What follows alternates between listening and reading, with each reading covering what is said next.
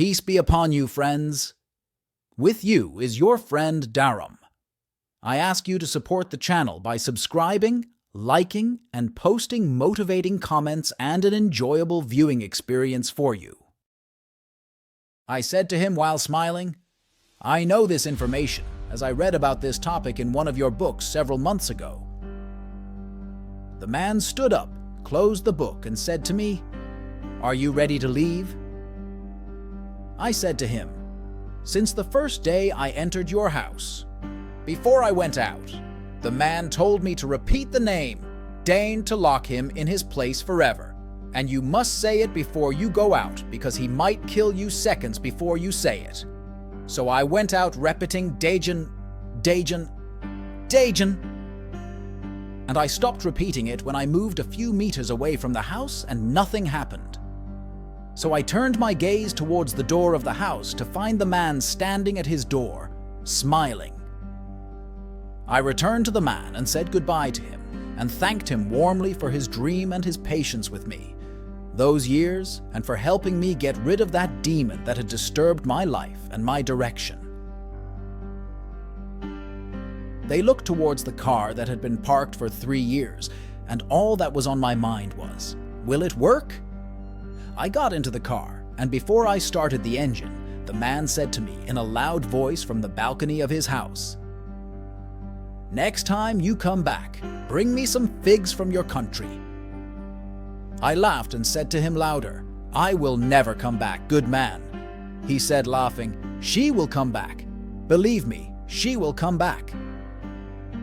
And he was right, the story of Jen as the man told it to me. When I saw the name, Dajan, in that book and told the man that he was the devil chasing me, he in turn told me the story of the devil, Dajan, the rebellious companion. He told me that Dajan was a companion of the magician, Najd. So I remembered that I had read in one of his books that the name of the companion would be the opposite of the first name of its owner in speech and not in writing. And if the owner of the name changed his name, the name of his companion would remain the opposite of the name with which he was born. This magician lived in Aden hundreds of years ago, and he was always messing with people by trying magic and talismans on them. Many people were harmed by him, and there was no one to deter him from his actions. One day when he tried to harm a passerby in the market, he found himself paralyzed and unable to move, and he felt severe pain in his chest, as a result of which he fell to the ground, struggling with the pain and the inability to move. When the magician, Najd, was in this state, the man who wanted to harm him approached him and said to him, You chose the wrong person to hurt this time, Najd. Then the man read some talismans that freed the magician's companion, Najd, and the man ordered the companion to torture Najd until he died and then come to him. In fact, Dajan brutally tortured the magician until he died. Dajan went to the man as he ordered him to do after he finished killing and torturing his friend, Najd. It turned out that the man was a powerful magician and well known among the great magicians. He was far more powerful than Najd. So he told the magician, Dajan, that he was free to do whatever he wanted on the condition that he did not kill anyone from humans except those who deal in preparation and sorcery. He also said to him, I will write a book for you. Whoever reads it, you have the right to kill him after you have entertained him for a while, but be careful not to let anyone know your name. If he says it, you will be locked in your place until someone else brings you. After that, the two separated, and the book, Dajan, continued to roll from west to east, killing everyone who reads it until he fell into the hands of a woman from the people of Hijaz who wanted to know about the preparation of the Quran, and she read the book, so a jinn came out to kill her. But since he saw her black hair and short stature, which are among the attractive characteristics of demons, he fell in love with her and did not harm her and continued to visit her every night, taking the form of a human so that she would accept his presence.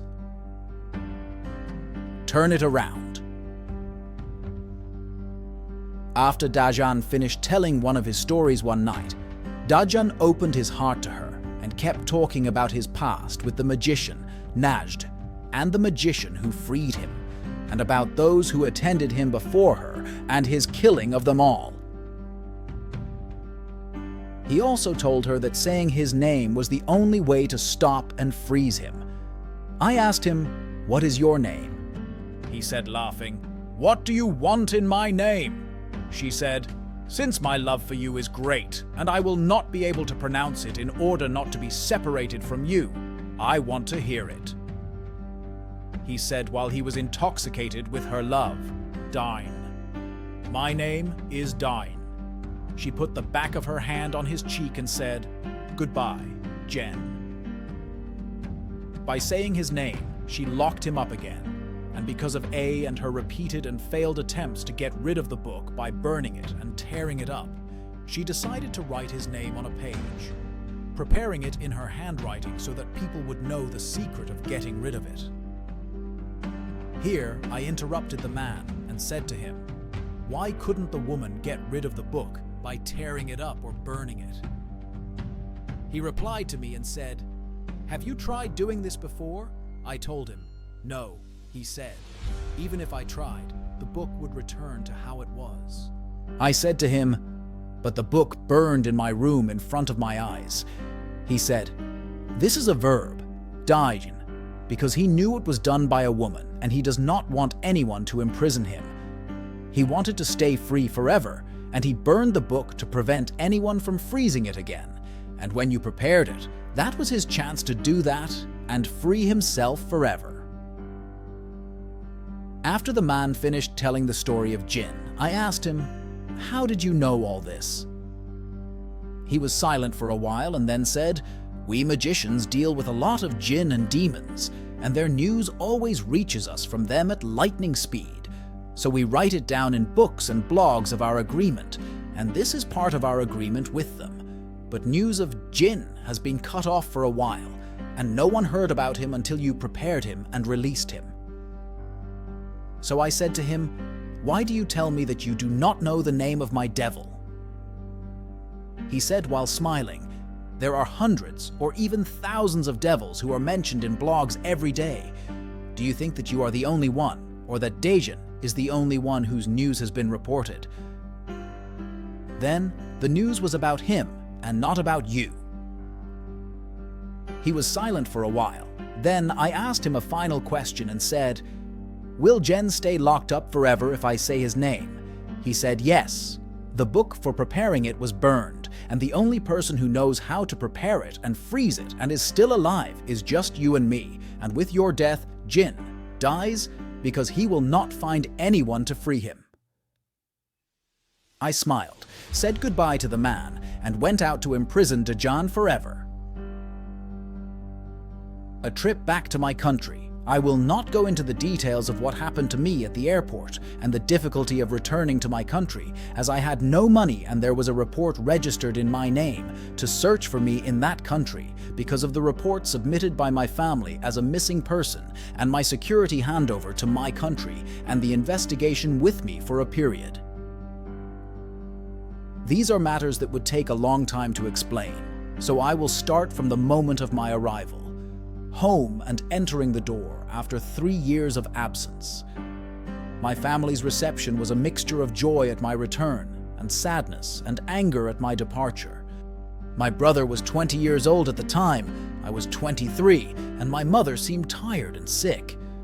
My mother was crying while kissing me, and my father was praying for me and Ali at the same time, and my brother was smiling with tears in his eyes, and I was among them, smiling, relieved that everything was over, and at that moment I decided to forget the past and take back control of my life.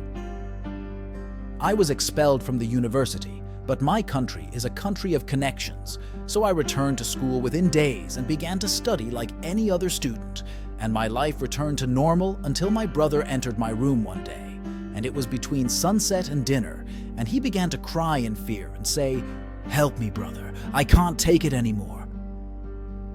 I said to him, "What's wrong with you?" He said, "After your departure and sudden disappearance, We searched for you everywhere and found no trace of you.